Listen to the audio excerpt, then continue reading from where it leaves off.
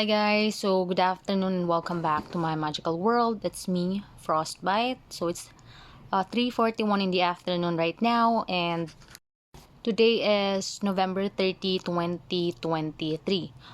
Yan. So it's the end of the month. Um I hope you are all done with, finishing up things, wrapping up things, situations. Yan. So wait lang guys ah. Parang nagto-twitch yung eyes ko. So, hindi ko alam. Baka sa stress to or something. Anyways, continue na tayo. We're on to page 200 and 201 of the book Flow. So, i-ano ko lang like, what I did today. So, of course, I went to work. I also went to the bank for, an errand. Personal errands, actually. Tapos, yeah, I submitted some files for the case, and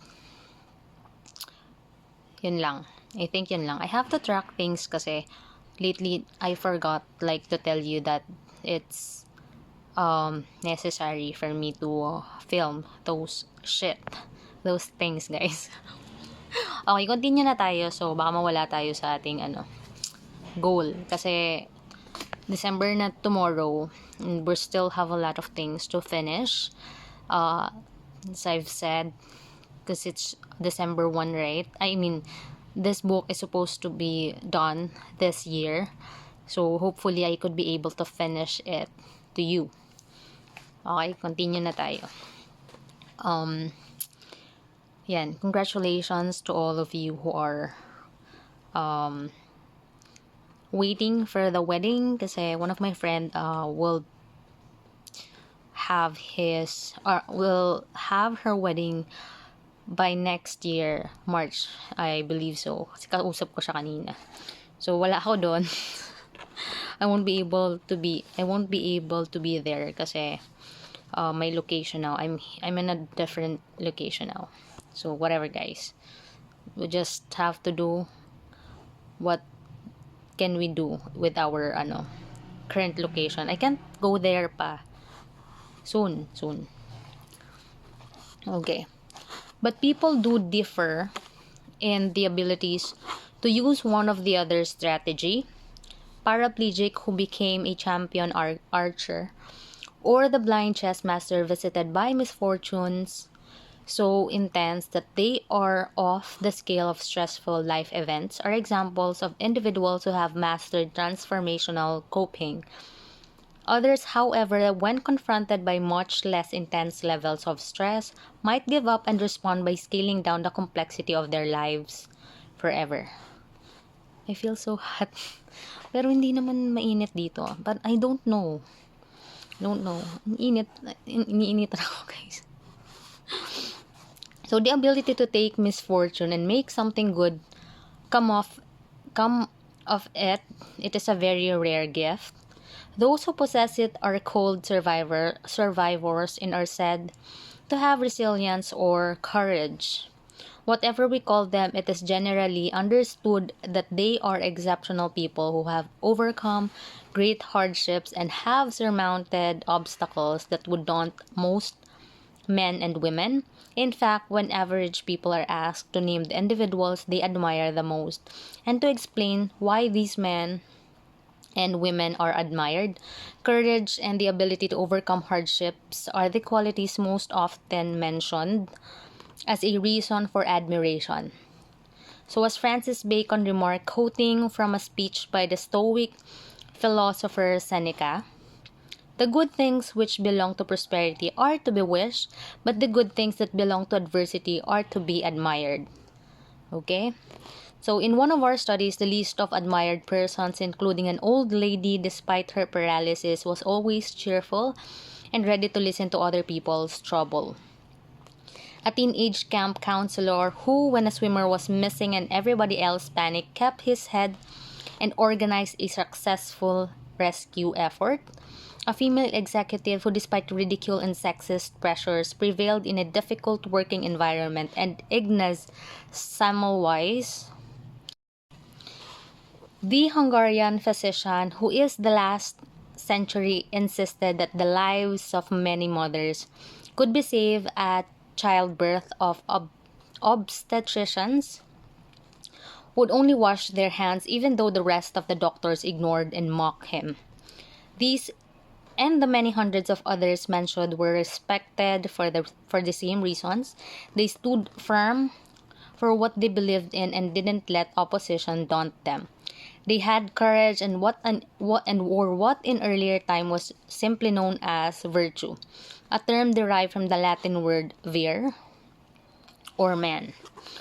Yun pala yun, guys. Yung sa virtue, it means yung vir doon is man. Ngayon ko lang yun alam. Anyways, we continue. So it makes sense of course, that people should look up to his one quality more than to any other. Of all the virtues we learned, no trait is more useful, for essential for survival, and more likely to improve the quality of life than the ability to transform adversity into an enjoyable challenge. To admire this quality means that we pay attention to those who embody it, and we thereby have a chance to emulate them if the need arises. Therefore, admiring courage is in itself a positive, adaptive trait. Those who do so may be prepared to ward off the blows of misfortune, but simply calling the ability to cheat chaos transformational coping, and people who are good at it courageous, falls short of explaining this remarkable gift, like the character of Molière, who said that sleep was caused by dormitive power. We fail to eliminate matters if we say that effective coping is caused by the virtue of courage. What we need is not only names and descriptions, but an understanding of how the process works. Unfortunately, our ignorance in these matters is still very great. So we have a new subtopic here which I need to read for you guys. Okay, entitled "The Power of Dissipative Structures." So one fact that does seem clear, however, is that the ability to make order out of chaos is not unique psychological processes. In fact, according to some views of evolution, complex life forms depend for their existence on a capacity to extract energy out of entropy, to recycle waste into structured order. The Nobel Prize winning chemist Ilya Prigogine calls physical systems that harness energy which otherwise would be dispersed and lost in random motion dissipative structures. Wait lang, guys. Hiningal ako. Galing ako sa labas, guys, and I'm doing many things pa din naman. But not the business that is super toxic. Ano naman siya, I can handle it so far. So, but the previous months, alam mo yun, the case, it's super stressful. So, yun yung thing na I really wanted to finish. So, I know that I'm not the only one who stressed about it, because, accidents happens every day. So, I understand you guys if you're also, feeling the same way that I do. Kasi super stressful talaga yung the October and November, like super chaotic and stressful for me. So, ayun, sana na siya. Finally, I could polish it by this December kasi I don't want to bring this kind of energy for the upcoming new year. Sana matapos na this December. Okay, so I hope you could finish also if you are, you have to finish also what seems to be, unpleasant kasi it's not good for our mental health. Diba?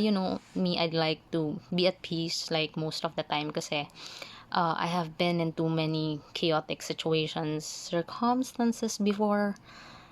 Kaya I no longer want to be involved in any of that. Okay. Continue na sa ating commercial. For example, the entire vegetable Vegetable kingdom on our planet is a huge dissipative structure because it feeds on light, which normally would be a useless byproduct of the sun's combustion. Plants have found a way to transform this wasted energy into the building blocks out of which leaves, flowers, fruit, bark, and timber are fashioned. And because without plants, wait lang, magpi-play to alam nyo, nagpi-play mag-isa yung ano ko, phone, kaya wait lang guys. Ayan, continue. Nag-ano yung phone ko, papansin. Continue. Wasted energy into building blocks of which leaves, flowers, fruit, bark, and timber are fashioned. And because without plants there would be no animals, all life on Earth is ultimately made possible by dissipative structures that capture chaos and shape it into a more complex orders. I just want to say thank you to all my really close friends. Kasi they have been serving me well. They are, it's a give and take thing. My energy is being reciprocated. Sometimes it's more. I receive more, guys. So I'm really thankful and grateful to all of my people. They are always there for me kasi I haven't like posted them. I don't really post them on any social media platforms. Here lang sa YouTube. I don't know if they could be able to find this kasi ewan ko guys, basta super grateful ako to all those people kasi most of the time I don't really need their help but they're always there.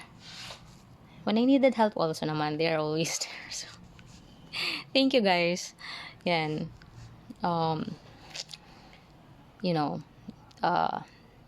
Just happy for that kasi if you find all of those kind of people, syempre you'll be grateful kasi hindi naman laging other people won't be available for you unless you're like really special for them. So yun. Thank you again. Yan. So wait lang. And because without plants there would be no animals, all life on Earth is ultimately made possible by dissipative structures that capture chaos and shape it into a more complex order. Human beings have also managed to utilize waste energy to serve their goals. The first major technology invention, that of fire, is a good example. In the beginning, fire started at random volcanoes, lightning, and spontaneous combustion ignited fuel here and there, and the energy of the decomposing timber was dispersed without purpose. As they learned to take control over fire, people used the dissipating energy to warm their caves, cook their food, and finally to smelt and forge objects made of metal. Engines run by steam, electricity, gasoline, and nuclear fusion are also based on the same principle to take advantage of energy that otherwise would be lost or opposed to our goals. Unless men learned various tricks for transforming the forces of disorder into something they could use, we would not have survived as successfully as we have. So the psyche, as we have seen, operates according to similar principles. Yan, i-end na natin doon, guys. So, okay na. Yung pages, we're done with that. Really happy and grateful that you are still here with me, you are listening. Kasi some people won't even find time, just to read a book. So I'm here to help you. Like, not all people naman, but those who are interested. So it's okay naman. We all have different, free will to watch anything here on YouTube. But for my people, I'm so happy like you are here with me. So thank you so much, guys. And I wanted to travel kasi feeling ko na stress ako because of the accident. So parang gusto kong unwind somewhere in Pluto. Sa Pluto ata maganda mag-unwind away from Earth. Yan guys. So I will see you again later or tomorrow. I hope I have time. Hopefully talaga matapos natin yung book before the year end para we could we could change into something.